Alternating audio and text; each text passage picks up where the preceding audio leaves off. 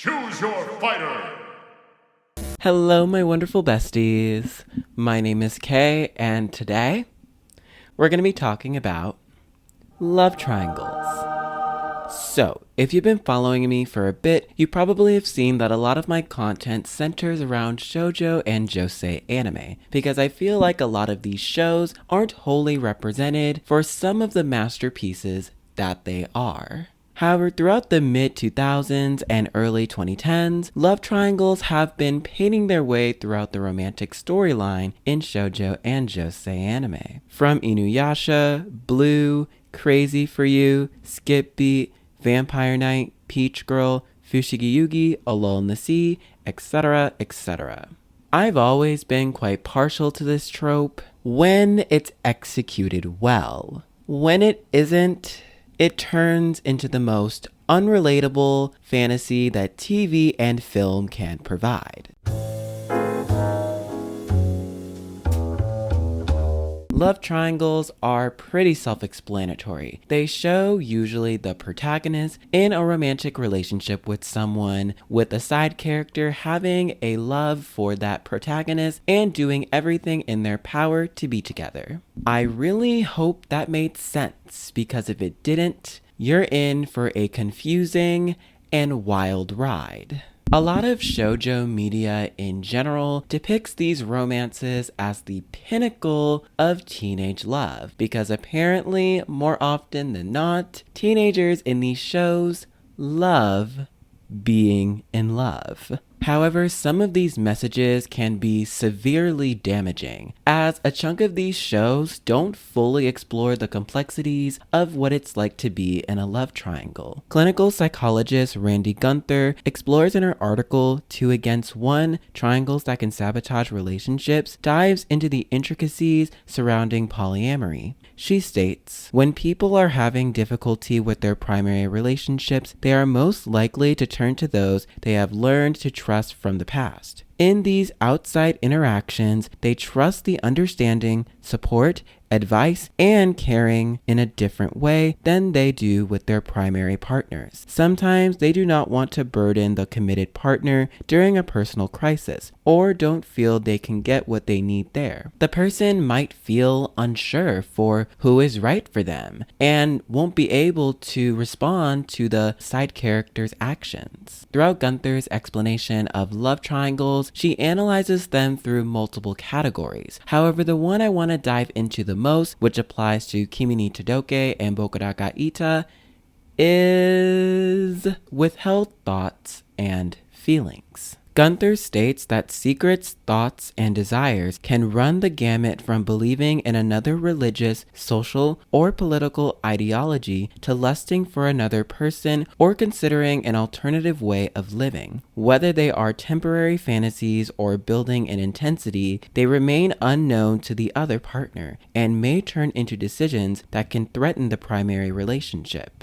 The protagonist often won't want to break up with their romantic interest because they want to either have them as a backup, or they do truly care for them, but they also may have feelings for the other side character. That's why we see shows more and more over-dramatize these relationships. These mindsets are connected to how real humans think in being in love triangles or anything that deals with a lot of adversity. Teenagers often think that this type of relationship and romance is the end-all be-all of their high school experience. They want to be able to love and have friendship, and if something falls into turmoil, it's seen as something that is detrimental to themselves as a person. This really opened my eyes to some shows that I thought were absolutely terrible, but were just trying to expand upon people in those type of relationships, and removes us from our initial perspective of the show being insane or dramatic.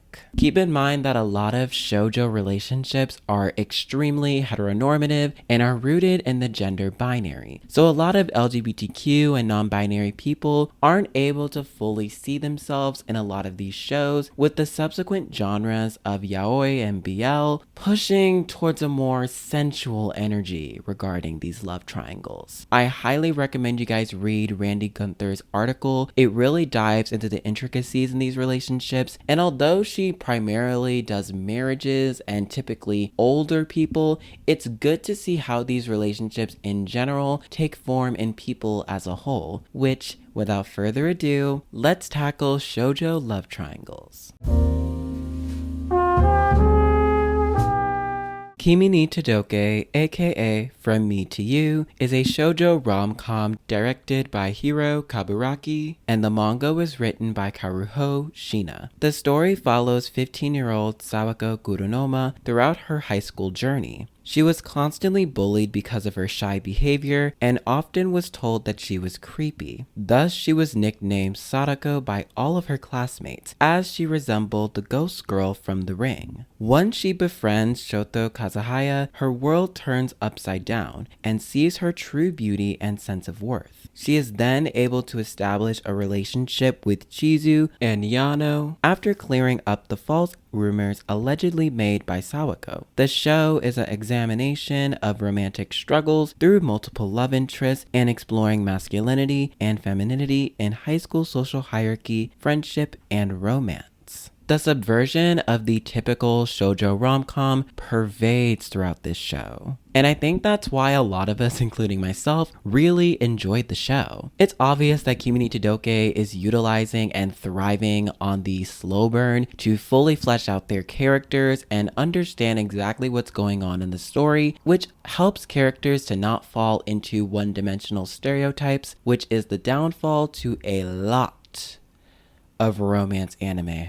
Like anything, however, it does have its flaws. Sawako personally seems a little too naive to me, and in execution, it's saying that Sawako doesn't have any sense of worth until she's with Kazahaya, which reinforces some patriarchal tropes that women aren't able to get out of their shells unless they are with the man. Electric chair.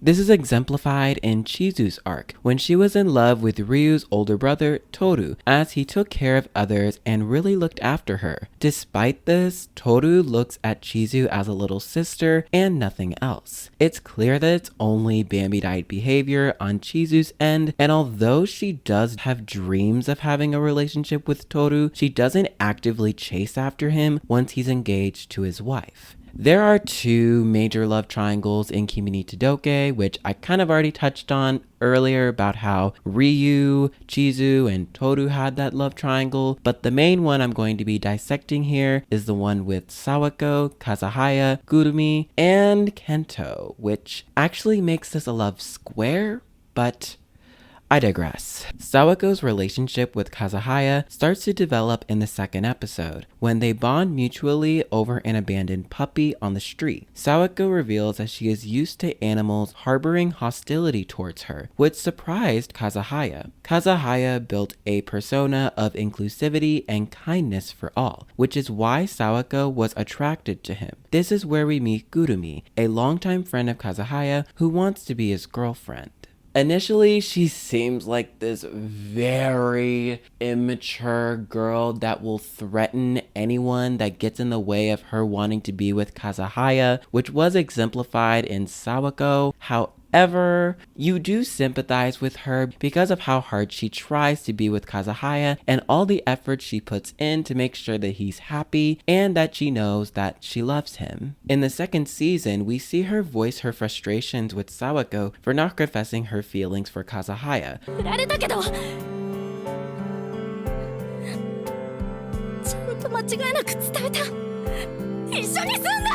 No bully would ever advocate for their rival, especially when their rival has the eyes of their lover. Granted, Kurumi is quite annoying, manipulative, and extremely condescending. This is exemplified when Ryu saves Sawako from getting hit by a baseball, and Kurumi feeding in to Sawako the idea that Ryu is in love with her and you should start pursuing him to see if you have the same interests that you do have for Kazahaya. Now, this is pretty realistic. It's not like she's harming her. It's just feeding her lines about thinking about other things than Kazahaya. Like, she doesn't really do anything that bad. I found this Reddit a few days ago, and it expresses Kurumi's personality clearly. Although Kurumi didn't really have a chance with Kazahaya, the whole situation helped Kurumi and Sawako grow so much as people. I also really like how even though they were rivals, it was only hostile at the beginning, only through Kurumi's end though, and they both learned to become good friends and help each other grow. Now, let's talk about this guy.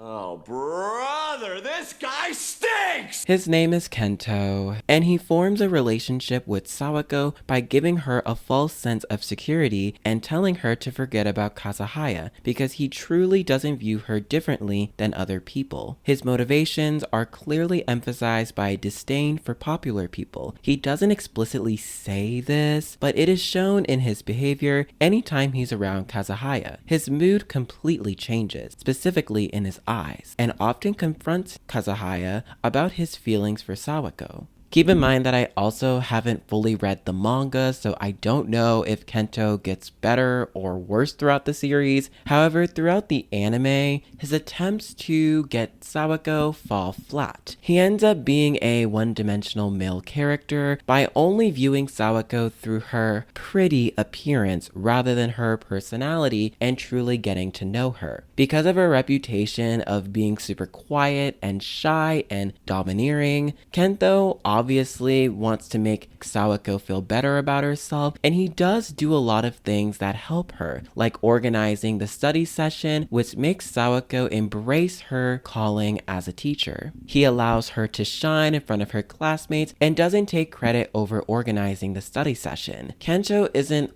all bad, but I feel like the anime really did him a disservice. There's just so much stuff they could have done with his character, and I feel like in a sense he had so much more to give in the story than just being someone that wants to take away from Sawako and Kazahaya's relationship. But I'm guessing since Gurumi is out of the picture, they wanted to continue the love triangle in the second season. At the end of the show, Kazahaya confesses to Sawako with her reciprocating his feelings, and they try to convince their classmates that they are indeed a couple. Following those events, the series ends on an optimistic note, with Ryu confessing to Chizu and Kazahaya and Sawako going on their date at the planetarium. I think Kimi ni Todoke's portrayal of the love triangle is probably one of the best I've seen in romance anime. It's just so responsible and relatable and realistic, from the awkwardness to the impulse actions. It's all painfully accurate. In terms of the representation of love triangle in teenagers, I feel like the show does a great justice in identifying them through a high school atmosphere, as well as being able to showcase the complexities of what it's like to be in a polyamory relationship.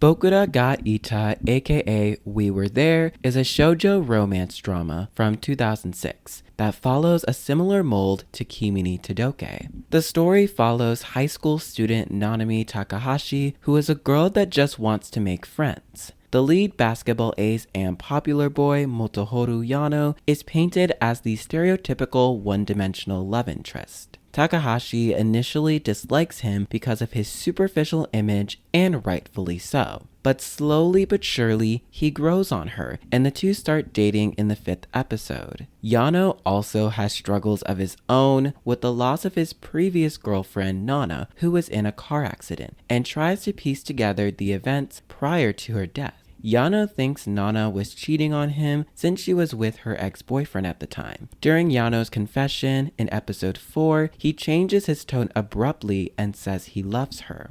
一度しか言わないからよく聞いて。好きだよ。What? What?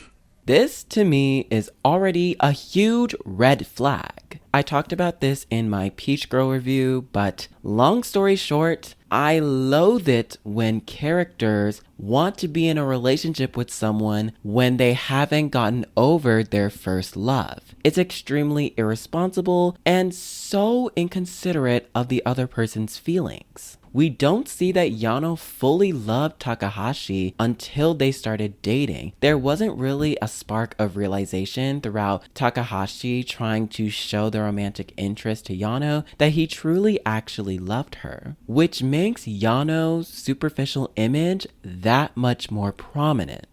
Since I didn't elaborate on that, I just want to speak that I think if Yano really started to see her as a potential love interest, maybe they had things in common, or she started lighting up to him, and then he's like, oh wow, Takahashi actually is a very sweet and kind girl. Maybe I would have been a little bit more forgiving in my analysis. However, if you watch the show, you probably would see what I am talking about. I don't really fully expand on the manga, and the manga does do a much better job in fully fleshing out their relationships, which is part of the problem with mangas being adapted into anime, is that it leaves out a lot of significant details. The relationship in general is very chaotic. Yano apparently has a history of sleeping around. He slept with his ex-girlfriend's sister, Yuri. And while he was having snacks with Takahashi, he didn't fully do it out of love, more the lust for her cute appearance. Ew. Which I talk a lot about idealized bodies on this channel because yes, it's important. I'm not saying that shoujo anime invented the pedo. I'm not saying that at all. However, it does strike a balance between male dominance in romantic relationships and how they think of women in those type of relationships. The plot takes a sharp turn when Yuri constantly reminds Yano about her older sister Nana, which results in the trauma of losing her resurfacing and his romantic feelings spiraling back. Upon Takahashi hearing Yano say that he'll forgive Nana for everything that she has done to him, she ends the relationship with him and there is a period of self-reflection. Yano's friend Takeuchi takes advantage of Takahashi becoming available and acts on it because yes, he loves her, which leaves the audience wondering, why? But since Takeuchi is such a sweetheart, I felt like a lot of people that watched the anime or read the manga pushed that aside. He's very considerate, extremely friendly, and exudes major older brother energy. He's often shown giving Takahashi advice for how to proceed with her relationship with Yano, and also gives her a lot of reassurance throughout a time of uncertainty in her life. Specifically, when Takahashi is deciding what she wants to do before she goes to college, which I'm sure any person in high school would absolutely relate to this. Even with Yano's confession about Nana and him deciding that she is still in his heart, he still continues to pursue Takahashi and convince her that he still loves her. At the New Year's festival, he even kidnapped Takeuchi for him to not confess his feelings for Takahashi, which is so... not that serious. Trust me, I know that. Luckily, Takahashi meets with Yano and discusses the future of their relationship, so long as Yano is transparent with his feelings towards Nana and their relationship before moving into anything more serious. Which, this is very valid. However, I do want to say that unlike Sawako from Kimi ni Todoke, Takahashi is extremely unlikable. She has a lot of trust issues because she doesn't value herself enough to be with someone as popular and as handsome as Yano. She continuously puts herself down to keep the relationship away, and that already is just so disappointing to see how diminishing that is to her self-esteem. She doesn't even view herself enough to go back to the man that she wanted to have as her boyfriend. She's so what's the word? Like a limp noodle. No matter how many times Yano continuously told Takahashi that I want to be back together with you and I will do my best to make sure that I don't think about the feelings I have for Nana ever again, she continuously backs him off until the end of the show. This is vividly shown when Yano has to make a decision to either stay with his mom and move to Tokyo or find somewhere else to stay to be with Takahashi. I understand her frustration clearly. However, if she truly loved Yano, she would consider his feelings first, especially considering that this is a personal matter and not something trivial. This isn't Yano hooking up with another girl, but given Yano's personality and the way he's kind of handled himself throughout their relationship, I can see how Takahashi would have a lot of concerns and her feelings towards herself not being worthy. Ethel S. Person wrote in his article Love Triangles for The Atlantic that even in realized love, lovers may have attacks of jealousy in which they minutely scrutinize the past for evidence that an earlier love was grander, fresher, or deeper. Questions multiply. Do you love me more than you've ever loved anyone else? Do you still think of her? And so on. Jealousy and anguish pervade through all of the male characters. Yano isn't the only one that exudes this. Takeuchi does as well, when he tells Takahashi that he will continue waiting for her until she realizes just how good of a man he is to her, which completely derails his older brother energy he was exuding. But Yuri is the real villain here, because obviously she still loves Yano all the time they've been together since they were younger, and refuses to tell him how she truly feels about him, and continues to waste Takahashi's time by pushing all these desires on Nana towards Yano to make sure that he constantly thinks about her and her family, to eventually confess to him at such an inconvenient time when Yano is trying to make up for all the wrongdoings that he has done towards Takahashi.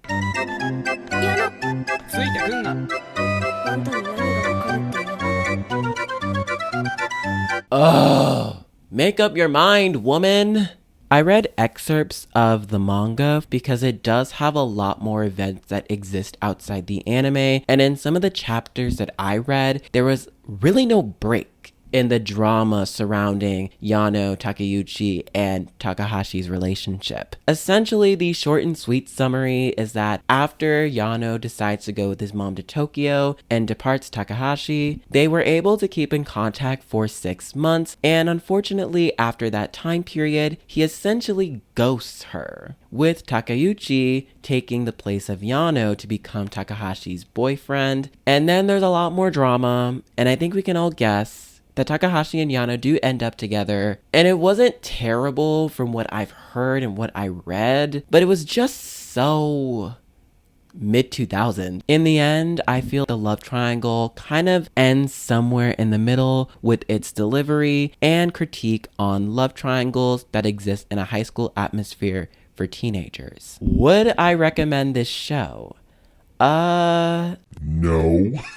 No, if your eye leans critically to the media you consume, and if silly plot writing bothers you, I think you would find this series to be a very frustrating watch. However, if you're someone that just wants a nice anime to watch when you're bored, something that's super dramatic and will tug at your heartstrings, then yes, Bokura ga Ita is a fun show. I do think it's hard for an anime to completely fully place their story into the manga, into the anime. I mean, we've seen tragic stories of amazing manga just get ruined when they get turned into anime. Promise Neverland. Justice for season 1, you were amazing. However, I do think that Bokura ga Ita did give a good balance between what happened in the manga and pushing some things differently to make it a lot more captivating for an audience that is predominantly of teenagers. Because let's face it, we have the attention spans of goldfish fetuses.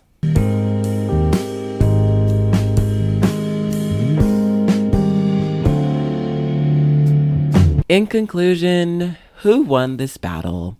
Undoubtedly is Kimi ni Todoko. I felt like the story was very engaging and provided teenagers who felt awkward a place to where they don't feel alone and they could express themselves and be in love. Rather, Bokura ga Ita mainly focused on a lot of drama to drive their show. Some of the romances handled were just a little irresponsible, and again, teenagers don't have that much experience in having snacks. That isn't to say that Boku no Ita is bad. It's actually a pretty good shoujo romance anime and definitely was a product of its time, but just in comparison to Kimi ni Todoke, it just didn't measure up to critiquing love triangles. All right, everyone, that is all I have for you today. Thank you so much for watching. Let me know down in the comments below what you guys think of Kimi ni Todoke and Boku no Ita, whether you agree with me or disagree with me. I am open to all opinions, and I hope you all have a lovely rest of your day. Thank you for spending this much of your day with me.